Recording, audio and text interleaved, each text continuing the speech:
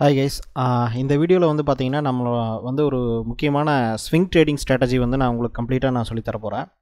So இந்த ஸ்ட்ராட்டஜியை பொறுத்த வரைக்கும் இது வந்து நம்ம கம்ப்ளீட்டாக ஸ்டாக்ஸில் தான் நம்ம பண்ணுறோம் அப்படிங்கிறதுனால உங்களுக்கு வந்து ரிஸ்க் வந்து ரொம்ப கம்மியாக இருக்கும். அதே சமயத்தில் பார்த்தீங்கன்னா இது வந்து ஆஃபீஸுக்கு போகிறவங்க, வேலைக்கு ஜாபுக்கு போகிறவங்க, ஏதாவது ஒரு பிஸ்னஸ் பண்ணிகிட்ருக்கிறவங்க கூட பண்ண முடியும். ஏன்னா இதுக்கு வந்து ஸ்க்ரீன் டைம் அதிகமாக தேவைப்படாது. நீங்கள் நார்மலாக வந்து இது ஸ்விங் ட்ரேடிங் ஸ்ட்ராட்டஜி அப்படிங்கிறதுனால மோர் தென் ஒன் டே நம்ம ஹோல்டு பண்ணுவோம். டெய்லி ஒரு 10 மினிட்ஸ் வந்து நீங்கள் என்ட்ரி அண்ட் எக்ஸிட்டுக்கு வந்து நீங்கள் ஸ்பெண்ட் பண்ணால் போதும். ஸோ அதே மாதிரி பார்த்தீங்க அப்படின்னா இந்த ஸ்ட்ராட்டஜி வந்து கேபிட்டல் வந்து கம்மியாக இருந்தாலே போதும். ஏன்னா கேபிட்டலை பொறுத்த வரைக்கும் ஆப்ஷன்ஸ் ட்ரேடிங் அப்படின்னா தான் இந்த அளவுக்கு ரெக்யர்மெண்ட் வேணும் அப்படிங்கிறது இருக்கும். ஸ்டாக்ஸை நம்ம டைரெக்டாக பை பண்ணுறதுனால உங்களுக்கு வந்து ஒரு ஸ்டாக்குடைய ப்ரைஸ் என்னவோ அந்த அமௌண்ட் உங்கள்கிட்ட இருந்தால் போதும்.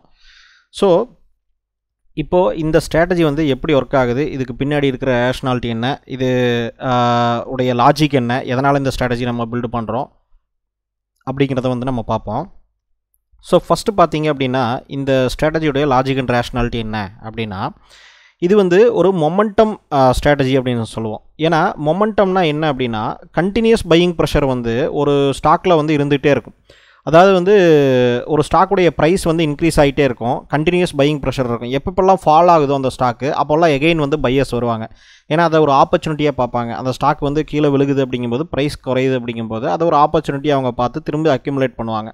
இந்த கண்டினியூஸ் பையிங் ப்ரெஷர் இருக்கக்கூடிய இந்த ஸ்டாக்ஸ் எல்லாம் தான் வந்து மொமெண்டம் ஸ்டாக்ஸ் அப்படின்னு சொல்லுவோம். இது வந்து தொடர்ந்து வந்து ப்ரைஸ் ரைஸ் ஆகிட்டே இருக்கும், அது கண்டினியூஸ் பையிங் ப்ரெஷர் இருக்கும். இந்த மாதிரி ஸ்டாக்ஸை தான் நம்ம வந்து கண்டுபிடிக்க போகிறோம்.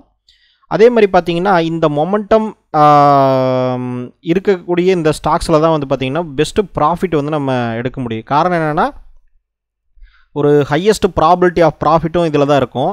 மெஜாரிட்டி ஆஃப் ரிஸ்க் ரிவார்ட் ரேஷியோவும் ஹையஸ்ட் ரிட்டர்னும் வந்து இந்த மாதிரியான ஸ்டாக்ஸில் தான் நமக்கு கிடைக்கும். ஸோ இப்போ வந்து இந்த ஸ்ட்ராட்டஜியை நம்ம பில்டு பண்ணுறதுக்கு தேவையான ஒரு ஃபண்டமெண்டல் என்ன, அதாவது வந்து ஒரு ஃபண்டமெண்டல் க்ரைட்டீரியாஸ் என்ன அப்படிங்கிறத வந்து நம்ம பார்ப்போம். இப்போது இந்த கண்டிஷன்ஸ் என்னென்னலாம் இருக்கணும், க்ரைட்டீரியாஸ் என்னென்னலாம் இருக்கணும் அப்படின்னா, ஃபஸ்ட்டு வந்து பார்த்திங்க அப்படின்னா இந்த ப்ரைஸுடைய மொமெண்டம், அதாவது ரீசெண்ட் ப்ரைஸ் சேஞ்ச் வந்து பார்த்திங்கன்னா லாங் டேர்ம் ப்ரைஸுடைய ஆவரேஜோடவுமே ஜாஸ்தியாக இருக்கணும். அதாவது வந்து கிட்டத்தட்ட ஒரு 2 மாதம் 3 மாதமாக வந்து ஒரு ஸ்டாக்குடைய ப்ரைஸ் ஆவரேஜ் ப்ரைஸ் எடுத்திங்கன்னா அது ஒரு ரேஞ்சில் இருக்கும். அந்த ரேஞ்சை விடவுமே இப்போ லாஸ்ட் ஒரு 20 நாள் உடைய ப்ரைஸ் எடுத்தீங்க அப்படின்னா அந்த ப்ரைஸ் வந்து லாங் டேர்மில் இந்த 60 நாளுடைய ப்ரைஸை விடவுமே ஜாஸ்தியாக இருக்கும். அதாவது ஒரு 2 மாதத்துடைய இப்போ ஆவரேஜ் ப்ரைஸோடவுமே கிராஸ் பண்ணி போயிருக்கும். இப்போ எக்ஸாம்பிளுக்கு வந்து நீங்கள் ஒரு தக்காளி விலை வந்து ஏறிக்கிட்டு இருக்கும் இல்லையா, இப்போ அதை நீங்கள் பார்த்தீங்க அப்படின்னா இப்போ ஒரு லாஸ்ட் ஒரு 6 மாதமாக தக்காளியோடைய விலை வந்து ஒரு ஆவரேஜ் ப்ரைஸ் நீங்கள் போட்டிங்கன்னு வச்சுக்கோங்களேன், அதாவது ஹை லோ டிவைடட் பை 2ன்னு போட்டிங்கன்னா ஒரு ஆவரேஜ் ப்ரைஸ் கிடைக்கும்.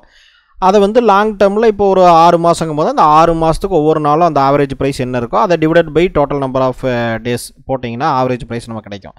அதோடவுமே இந்த லாஸ்ட் 10 டேஸ் 20 டேஸில் இருக்கக்கூடிய ஆவரேஜ் ப்ரைஸ் வந்து இன்க்ரீஸ் ஆகிருந்தது அப்படின்னா அப்போ ஏதோ ஒரு தக்காளியோடைய விலை வந்து இன்க்ரீஸ் ஆகிறதுக்கு உண்டான ஆரம்ப ஸ்டேஜ் கிடச்சிருச்சுன்னு அர்த்தம். ஸோ இந்த ப்ரைஸ் மொமெண்டம் சேஞ்ச் ஆகும்போதே நம்ம வந்து ஸ்டாக்கில் வந்து என்ட்ரி ஆகணும். அப்போ தான் வந்து நமக்கு வந்து அந்த கண்டினியூஸ் மொமெண்டம் வந்து ஒரு லாங் டேர்மில் நம்ம கேப்சர் பண்ண முடியும். அதே மாதிரி இந்த மொமெண்டமுக்கு வால்யூம் சப்போர்ட் பண்ணணும். வால்யூம் சப்போர்ட் பண்ணாமல் ஒரு ப்ரைஸ் வந்து சேஞ்ச் ஆகுது அப்படின்னா அது ஒரு மார்க்கெட் மேனிப்புலேஷனாக இருக்கலாம். அதே சமயத்தில் பார்த்திங்கன்னா அது வந்து ஒரு சஸ்டெயினபிளான ஒரு ப்ரைஸ் மொமெண்டமாக இருக்காது, சடனாக வந்து கீழே வந்துடும். அதனால் வால்யூமும் வந்து ப்ரைஸுடைய மொமெண்டமுக்கு தகுந்த மாதிரி கிராஜுவலாக வந்து அதுவும் சப்போர்ட் பண்ணிகிட்டே இருக்கணும். அப்போ தான் வந்து ப்ரைஸ் வந்து தொடர்ந்து இன்க்ரீஸ் ஆகும், நமக்கு வந்து ஸ்ட்ராங்கான ஒரு ப்ரைஸ் மொமெண்டம் வந்து கிடைக்கும்.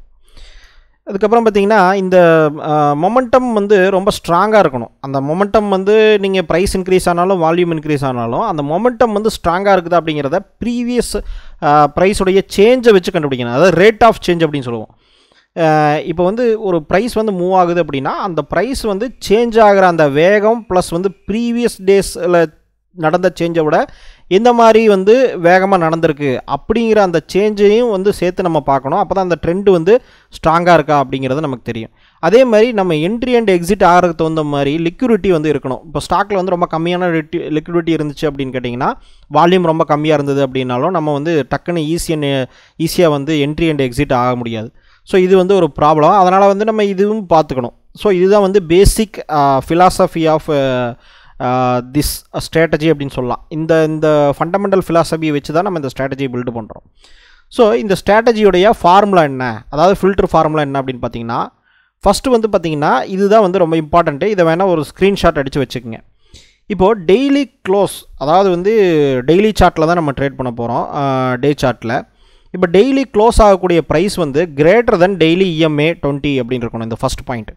டெய்லி இஎம்ஏ அப்படின்னா 20 நாளில் இருக்கக்கூடிய எக்ஸ்பனன்ஷியல் மூவிங் ஆவரேஜ் எடுக்கிறோம். லாஸ்ட்டு 20 நாள் ஆவரேஜாக வந்து ப்ரைஸ் எவ்வளோ சேஞ்ச் ஆகிருக்குதோ அதை விடவுமே வந்து டெய்லி இன்றைக்கியோடைய க்ளோசிங் ப்ரைஸ் வந்து ஜாஸ்தியாக இருக்கணும். அதுதான் வந்து ஃபஸ்ட்டு பாயிண்ட்டு நம்ம பார்க்கணும். ரெண்டாவது பாயிண்ட் பார்த்திங்கன்னா, இந்த 20 நாள் ஆவரேஜ் ப்ரைஸ் இருக்குது பார்த்திங்களா, அது வந்து 50 நாள் சிம்பிள் மூவிங் ஆவரேஜை விட ஜாஸ்தியாக இருக்கணும்.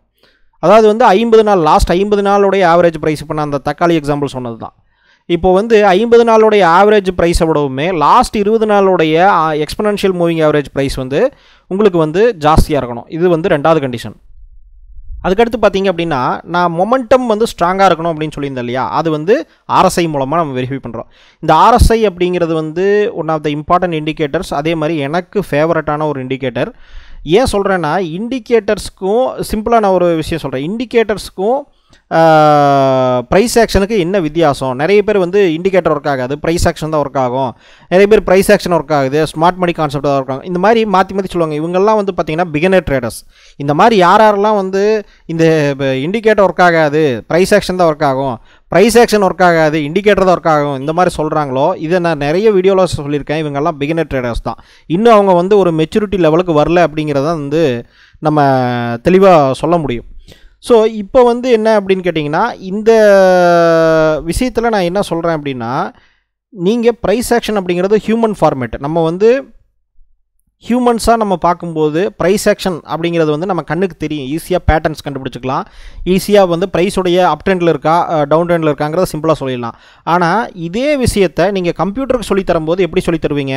கம்ப்யூட்டருக்கு ஒரு சார்ட்டை காமிச்சு இது மேலே அப் ட்ரெண்டில் இருக்கா டவுன் ட்ரெண்டில் இருக்கான்னு கேட்டிங்கன்னா அதுக்கு சொல்ல தெரியாது.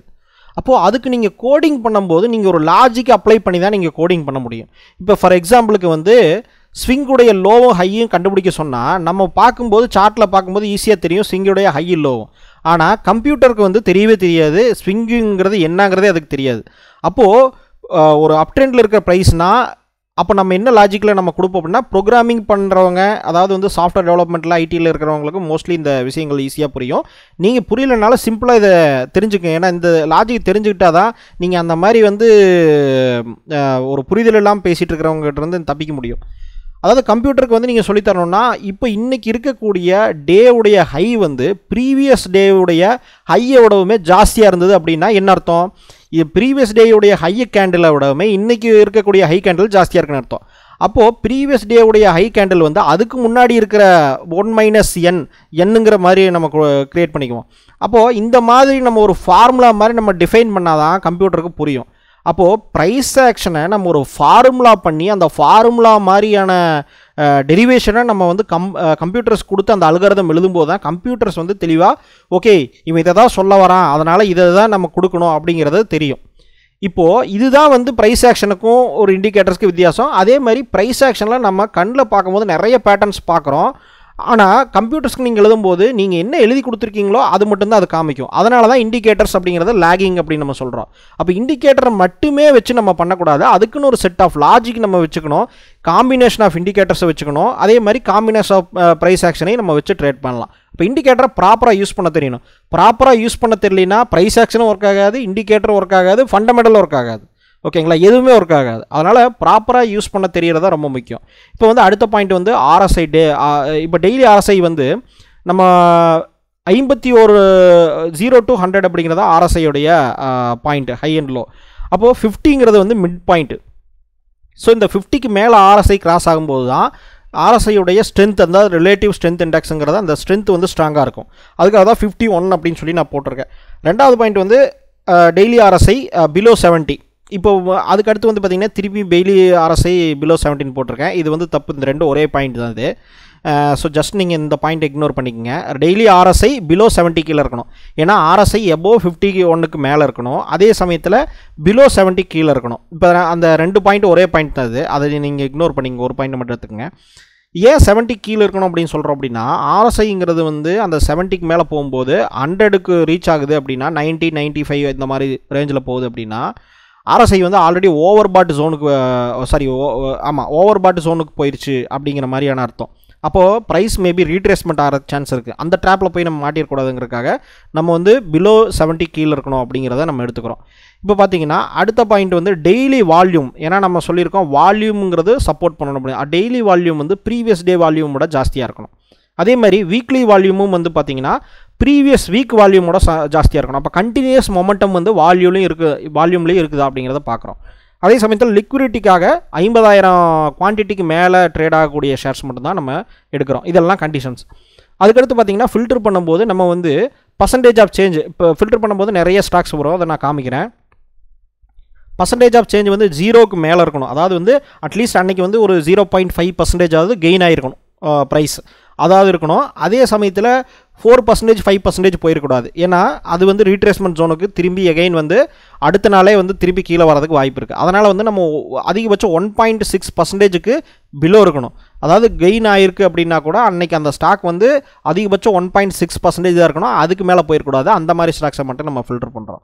அதே சமயத்தில் பார்த்திங்கன்னா இந்த ஃபில்டர் எப்போ அப்ளை பண்ணணும், இந்த டோட்டல் கண்டிஷன்ஸ் ஃபில்டர் எல்லாமே முடிஞ்சுது. இதை எப்போ அப்ளை பண்ணணும் அப்படின்னா நம்ம வந்து 10 AM to 11 AMக்குள்ளே நீங்கள் அப்ளை பண்ணலாம். ஏன்னா அந்த டைமில் வந்து மார்க்கெட் வந்து அந்த 9:15க்கு ஓப்பன் ஆகி அதுக்கப்புறம் ஓரளவுக்கு அந்த வாலட்டிலிட்டி எல்லாம் கொஞ்சம் லோவாக இருக்கும். அப்படி நீங்கள் வாலட்டிலிட்டி இருக்குது அப்படிங்கிற மாதிரி ஃபீல் பண்ணிங்கன்னா ஒரு 11 மணி to 12 மணிக்குள்ளே நீங்கள் இது பண்ணிக்கங்க. ஏன்னா இது டேவில் வந்து வாலட்டிலிட்டி இல்லாத டைமில் நீங்கள் அப்ளை பண்ணிக்கோங்க.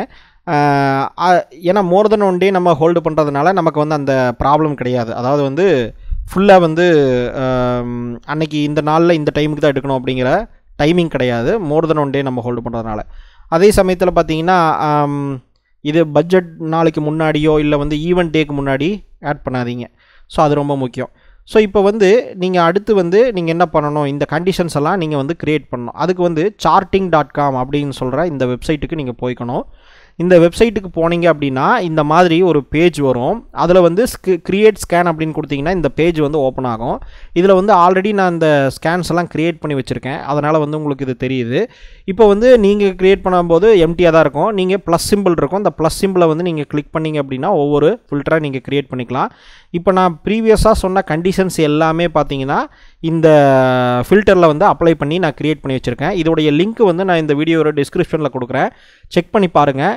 இப்போ வந்து இந்த வீடியோவை அப்படியே ஒரு பாஸ் பண்ணி ஒரு ஸ்க்ரீன்ஷாட் அடித்து வச்சுக்கோங்க. ஏன்னா இந்த ஃபில்டர் தான் வந்து நான் கொடுத்துருக்கிற லிங்க்லையும் இருக்குதா அப்படிங்கிறத நீங்கள் செக் பண்ணிக்கங்க. ஏன்னா நம்ம யூடியூப்பில் வீடியோ போடும்போது நிறைய ஸ்டூடெண்ட்ஸ் வந்து இதை பார்க்குறதுனால நிறைய பேர் போய் இந்த லிங்க்கை வந்து காப்பி பேஸ்ட் பண்ணி வைப்பாங்க. அதாவது அவங்க காப்பி பண்ணி வைப்பாங்க. அது எப்படிங்கிறத ப்ரீவியஸ் வீடியோலையும் நான் ஒரு வீடியோவில் சொல்லியிருக்கேன்.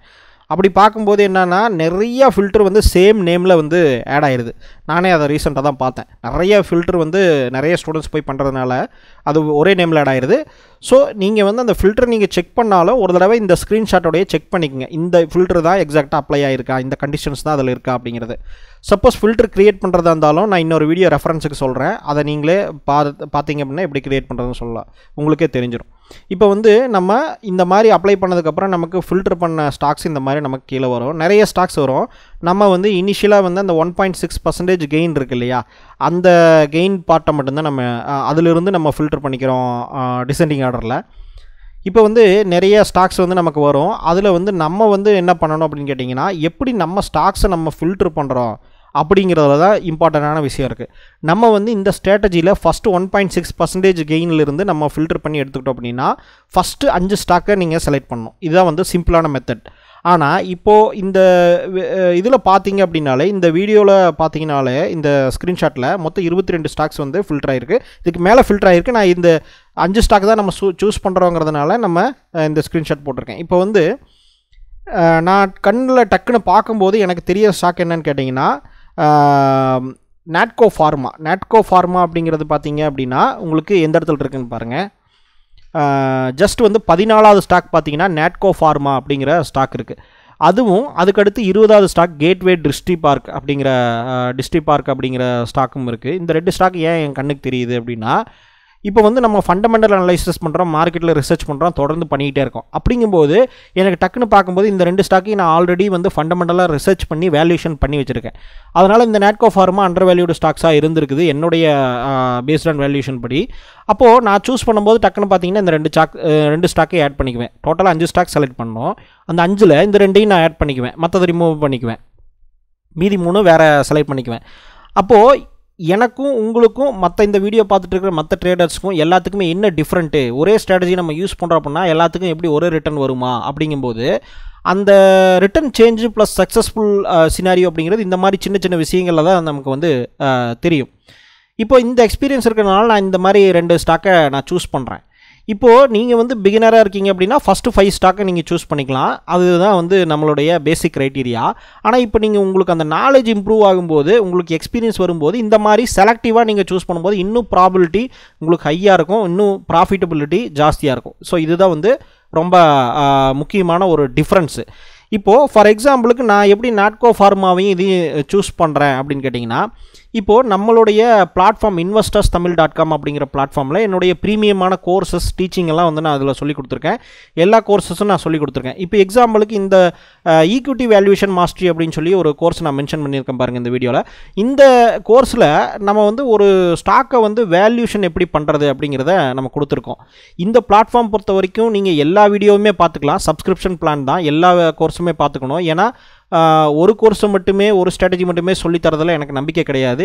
எல்லா ஃபண்டமெண்டல் பேசிக்லேருந்து எல்லாமே நீங்கள் தெரிஞ்சுக்கிட்டால் தான் ஒரு ஃபுல் ப்ரொஃபஷனலான ஒரு ட்ரேடராகவோ இன்வெஸ்டராகவோ ஆக முடியும். உங்கள் கேபிட்டலை நீங்கள் காப்பாற்றிக்க முடியும், நல்ல ரிட்டர்ன் எடுக்க முடியும். அதனால் இந்த பிளாட்ஃபார்ம் டிசைன் பண்ணியிருக்கிறதே வந்து எல்லா கோர்ஸஸையும் நீங்கள் பார்த்துக்கலாம் சப்ஸ்கிரிப்ஷன் ஃபீஸில். ஸோ அந்த மாதிரி தான் கொடுத்துருக்கோம். இப்போ இந்த கோர்ஸில் நான் ஏன் மென்ஷன் பண்ணுறேன்னா, இந்த வேல்யூஷன் மாஸ்டரிங்கிற இந்த கோர்ஸில் இந்த வேல்யூஷன் உங்களுக்கு பண்ண தெரிஞ்சதுன்னா மேபி நீங்கள் ஸ்விங் ட்ரேடிங் பண்ணும்போதோ ஃபியூச்சரில் வந்து ஒரு ஸ்டாக்கில் இன்வெஸ்டிங் பண்ணும்போதோ எது ரைட் ப்ரைஸ், அந்த ரைட் ப்ரைஸை விட இப்போ இருக்கிற மார்க்கெட் ப்ரைஸ் கம்மியாக இருக்கா அப்படிங்கிற விஷயத்தை நீங்கள் அண்டர்ஸ்டாண்ட் பண்ணி இன்வெஸ்ட் பண்ணிக்கலாம். ஸோ அது வந்து இந்த சினாரியோக்கு வந்து உங்களுக்கு யூஸ் ஆகும். இந்த பார்ட்டில் நம்ம அந்த செலக்ட் பண்ணக்கூடிய அந்த சினாரியோக்கும் யூஸ் ஆகும். உங்களுடைய மற்ற ஸ்ட்ராட்டஜிலையும் நீங்கள் கம்பைன் பண்ணலாம். அது மூலமாக உங்களுக்கு பெஸ்ட் ரிட்டர்ன் கிடைக்கும். ஸோ அதுதான் இம்பார்ட்டண்ட்டாக நான் சொல்ல வரேன். நீங்கள் இந்த வெப்சைட்டுடைய லிங்க்கை வந்து நான் இந்த வீடியோ டிஸ்கிரிப்ஷனில் கொடுத்துருக்கேன், வேணால் செக் பண்ணி பாருங்கள். இப்போ பார்த்தீங்க அப்படின்னா அடுத்து ஃபில்டர் ஸ்டாக்ஸில் நம்ம எப்படி செலக்ட் பண்ணுறது அப்படின்னா, ஃபஸ்ட்டு 5 ஸ்டாக்ஸ் நம்ம செலக்ட் பண்ணோம். ஆனால் அந்த 5 ஸ்டாக்கில் பார்த்தீங்கன்னா 3வது ஸ்டாக் வந்து 27 ரூபா, அதுக்கடுத்து 22 ரூபா, 21 ரூபா நான் மென்ஷன் பண்ணியிருக்கேன். இந்த ப்ரைஸ் உள்ள ஸ்டாக்கெல்லாம் வந்து பென்னி ஸ்டாக் தான். இதெல்லாம் வந்து இக்னோர் பண்ணிடுங்க. அதே மாதிரி பார்த்தீங்க அப்படின்னா 7வது ஸ்டாக் பார்த்துங்க, நிப்பான் இந்தியா இடிஎஃப் பிஎஸ்சி பேங்க் அப்படின்னு சொல்லி கொடுத்துருக்கேன் இல்லையா. இந்த ஸ்டாக் வந்து பார்த்தீங்க அப்படின்னா இது வந்து ஸ்டாக்கே கிடையாது, இது வந்து ஒரு இடிஎஃப், எக்ஸ்சேஞ்ச் ட்ரேடட் ஃபண்ட் அப்படின்னு சொல்லுவோம். இந்த இடிஎஃப் வந்து இக்னோர் பண்ணிடணும் நீங்கள். ஏன்னா இடிஎஃப் வந்து நமக்கு ஸ்டாக் கிடையாது. அது வந்து இப்போது இந்த 7வது நம்பரில் இருக்கக்கூடிய பிஎஸ்சி பேங்க் பீஸ் அப்படிங்கிறது பிஎஸ்சி பேங்கிங் செக்டாரில் இருக்கக்கூடிய அந்த பேங்க்கெல்லாம் எடுத்து அதை கம்பைன் பண்ணி ஒரு ஃபண்டாக க்ரியேட் பண்ணி எக்ஸ்சேஞ்சில் ட்ரேட் பண்ணுற மாதிரி கொடுத்துருக்காங்க என்எஸ்சியில். இது வந்து ஆக்சுவலாக ஒரு மியூச்சுவல் ஃபண்டு மாதிரி தான். ஸோ அதனால் இந்த இடிஎஃப் வந்து இக்னோர் பண்ணிடுங்க. இடிஎஃப்னா என்ன, அதில் எப்படி இன்வெஸ்ட் பண்ணுறதுங்கிறத நம்ம பார்ப்போம். ஏன்னா இடிஎஃப் பொறுத்த வரைக்கும் இதில் வந்து இது ஸ்டாக் கிடையாதுங்கிறதுனால மூவ்மெண்ட் வந்து பெருசாக நமக்கு பெரிய அளவில் ரிட்டர்ன் கொடுக்காது. ஏன்னா இது கம்பைன்டு பிஎஸ்சி பேங்க்குடைய ஸ்டாக்ஸ். ஸோ இந்த மாதிரி இருக்கிறதெல்லாம் ரிமூவ் பண்ணிடணும். இப்போ எக்ஸாம்பிளுக்கு 3வதுல இருக்கக்கூடிய 27 ரூபா ஸ்டாக் ப்ரைஸ் இருக்கக்கூடிய இந்த பென்னி ஸ்டாக் ரிமூவ் பண்ணிட்டீங்க அப்படின்னா அடுத்து 4வதாக இருக்கிறத எடுத்துங்க, ஆர்த்தி ஃபார்மா லேப்ஸ் அந்த மாதிரி எடுத்துங்க. ஸோ ஃபஸ்ட்டு 5 ஸ்டாக் நீங்கள் செலக்ட் பண்ணணும். அந்த 5 ஸ்டாக்கில் இந்த மாதிரி பென்னி ஸ்டாக்கு இல்லை இந்த மாதிரியான இடிஎஃப் இந்த மாதிரிலாம் வந்துச்சு அப்படின்னா அதை வந்து இக்னோர் பண்ணிடுங்க. நான் சொன்ன மாதிரி அந்த ஒரு உங்களுக்கு எக்ஸ்பீரியன்ஸ் ஆனதுக்கப்புறம் நீங்கள் வந்து இன்னும் மற்ற ஸ்டாக்ஸ் இப்போ இந்த நாட்கோ ஃபார்மா செலக்ட் பண்ணிக்கலாம்னா அது 14வதாக இருந்தாலும் கூட நீங்கள் உங்களுக்கு அந்த நாலேஜ் அந்த கெயின் பண்ணும்போது நீங்கள் வந்து அதை செலக்ட் பண்ணுறதுனால செலக்ட் பண்ணிக்கலாம். நமக்கு தேவை 5 ஸ்டாக் தான் செலக்ட் பண்ணணும். இப்போ நம்ம அடுத்து என்ன பண்ணணும் அப்படின்னு கேட்டிங்கன்னா, இப்போ வந்து செலக்ட் பண்ண ஸ்டாக்ஸை நம்ம ஜஸ்ட் அனலைஸ் பண்ணி நம்ம இன்வெஸ்ட் பண்ணலாம். இல்லைனா அப்படியே வந்து நம்ம அந்த 5 ஸ்டாக்ஸை வந்து நம்ம செலக்ட் பண்ணி ஃபஸ்ட்டு 5 ஸ்டாக்கை செலக்ட் பண்ணி நம்ம கண்டிஷனுக்குள்ளே கொண்டு வந்துடலாம். இருந்தாலும் நான் வந்து அந்த ஃபஸ்ட்டு செலக்ட் பண்ண அந்த ஜிஎஸ்பிஎல், அதாவது குஜராத் ஸ்டேட் பெட்ரோநெட் லிமிடெட், இந்த கம்பெனியை வந்து ஜஸ்ட்டு 1 டே கேண்டில் எடுத்து நான் அனலைஸ் பண்ணியிருக்கேன். இதில் பார்த்தீங்கன்னா தெரியும், லாஸ்ட் அந்த ரெட் கேண்டில் பையிங் ப்ரெஷர் வந்து ஹை லெவல் பையிங் ப்ரெஷர் இருக்குது. ஏன்னா அந்தளவுக்கு மார்க்கெட் கீழே வந்ததுக்கப்புறம் எகெயின் வந்து பையர்ஸ் வந்து ரொம்ப தூரம் ஏற்றி நிறுத்தியிருக்காங்க. அதுக்கப்புறம் ப்ரைஸ் வந்து 50 டேஸ் மூவிங் ஆவரேஜ் எல்லாம் கிராஸ் பண்ணி போயிருக்கு. இப்போ எக்ஸாம்பிளுக்கு இந்த ரெட் கலர் லைன் தான் வந்து நம்ம கண்டிஷன் என்ன அப்ளை பண்ணமோ அதை தான் இந்த இண்டிகேட்டர் நான் போட்டிருக்கேன். இந்த 50 டே மூவிங் ஆவரேஜை விடவுமே இந்த 20 நாள் மூவிங் ஆவரேஜ் வந்து கிராஸ் ஆகிருக்கு. ஓகேங்களா, அப்வர்டில் கிராஸ் ஆகிருக்கு. ஸோ ப்ரைஸ் வந்து அப்வர்டு மொமெண்டம் இருக்குது. இப்போ லாஸ்ட்டு ஸ்விங்குடைய ஹையில் வந்து இந்த ப்ரைஸ் வந்து இப்போது ட்ரேட் ஆகிட்டு இருக்குது. இப்போ இதை பிரேக் அவுட் பண்ணியிருக்கிறதுக்கு வாய்ப்புகள் ஜாஸ்தி, பிரேக் அவுட் பண்ணுறதுக்கான வாய்ப்புகளும் ஜாஸ்தி. ஸோ அப்வர்டு மொமெண்டம் வந்து கண்டினியூ ஆகும். ஸோ இந்த மாதிரி ஒரு தடவை வெரிஃபை பண்ணி கூட நீங்கள் ஆட் பண்ணலாம். இந்த சார்ட்டில் ஏதாவது உங்களுக்கு வந்து அந்த ப்ரைஸ் ஆக்ஷன் வந்து பிடிக்கும், இதுக்கு தான் ப்ரைஸ் ஆக்ஷன் லேர்ன் பண்ணணும். அப்போது இந்த இடத்துல வந்து கொஞ்சம் பெட்டரான ஸ்டாக்கை நீங்கள் சூஸ் பண்ணுறதுக்கு பாசிபிலிட்டி இருக்குது. ஆனால் நான் சொல்கிறது இதெல்லாம் இல்லைன்னா கூட அந்த 5 ஸ்டாக்கை நீங்கள் செலக்ட் பண்ணாலே போதும் அப்படின்னு நான் சொல்கிறேன்.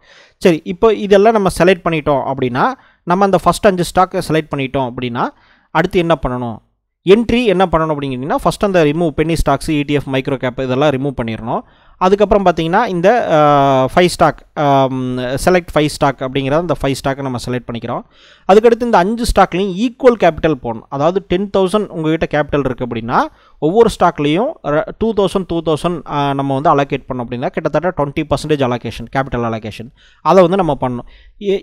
இப்போ வந்து பார்த்திங்கன்னா டோட்டலாக வந்து இப்போ வந்து ஒரு 5 ஸ்டாக் இருக்குது அப்படின்னு கேட்டிங்கன்னா நம்ம அந்த 5 ஸ்டாக்லேயும் வந்து பார்த்திங்கன்னா இன்வெஸ்ட் பண்ணோம் அப்படின்னா 2,000 இன்வெஸ்ட் பண்ணோம் அப்படின்னு கேட்டிங்கன்னா டோட்டலாக 10,000 வந்து உங்களுக்கு வந்துடும். இப்போ இந்த டோட்டல் 5,000 எதுக்கு எழுதியிருக்கேன், இது வந்து மிஸ்டேக். ஓகேங்களா, கேபிட்டல் 10,000, இது வந்து each stock have 2,000 rupees capital அலோகேஷனாக டோட்டலாக 10,000 ருபீஸ் அலோகேட் ஆகிருக்கும். ஓகேங்களா, இதுதான் வந்து கணக்கு. இந்த டோட்டல் 5,000 அப்படிங்கிறது இக்னோர் பண்ணிடுங்க. இப்போ வந்து அதுக்கு அடுத்த பாயிண்ட் வந்து என்ன பண்ணணும் அப்படின்னு கேட்டிங்கன்னா டைவர்சிஃபை பண்ணணும். ஆனால் இந்த 5 ஸ்டாக்கை செலக்ட் பண்ணுறப்பே நம்ம டைவர்சிஃபை பண்ணிட்டோம். ஆனால் மோர் தென் 5 ஸ்டாக் போயிடக்கூடாது. இப்போ நீங்கள் 10 ஸ்டாக் 20 ஸ்டாக்லாம் செலக்ட் பண்ணிங்கன்னா உங்களுடைய ரிட்டர்ன் ரொம்ப கம்மியாக இருக்கும். சேஃப்டி ஜாஸ்தியாக இருக்கும், ஆனால் ரிட்டர்ன் ரொம்ப கம்மியாக இருக்கும். அதுக்கு நீங்கள் பேசாமல் வந்து இண்டெக்ஸ் ஃபண்ட்லேயே இன்வெஸ்ட்மெண்ட் போயிடலாம், ட்ரேடிங்கே பண்ண வேண்டியதில்லை. அப்போ வந்து நீங்கள் இந்த மாதிரியான 5 ஸ்டாக் உள்ளே நீங்கள் போனீங்கன்னா ஒரு ஸ்டாக்கில் இன்வெஸ்ட் பண்ணக்கூடாது எல்லா அமௌண்ட்டையும். ஏன்னா இது ஸ்விங் ட்ரேடிங்கில் ரிஸ்க் மேனேஜ்மெண்ட்டே நம்ம அதை வச்சு தான் பண்ண போகிறோம். மினிமம் 5 ஸ்டாக், மேக்ஸிமம் 5 ஸ்டாக், இதுதான் வந்து ரூல்ஸ். ஸோ இப்படி வந்து நீங்கள் செலக்ட் பண்ணிக்கோங்க. இப்போ நீங்கள் வந்து ரொம்ப எக்ஸ்பீரியன்ஸ்டான ட்ரேடராக இருந்தீங்கன்னா இன்னும் கம்மியாக கூட செலக்ட் பண்ணலாம். ஆனால் அப்பவும் மினிமம் 3 ஸ்டாக்காவது உங்களுடைய போர்ட்ஃபோலியோவில் இருக்கணும். ஸோ இதுதான் என்ட்ரி.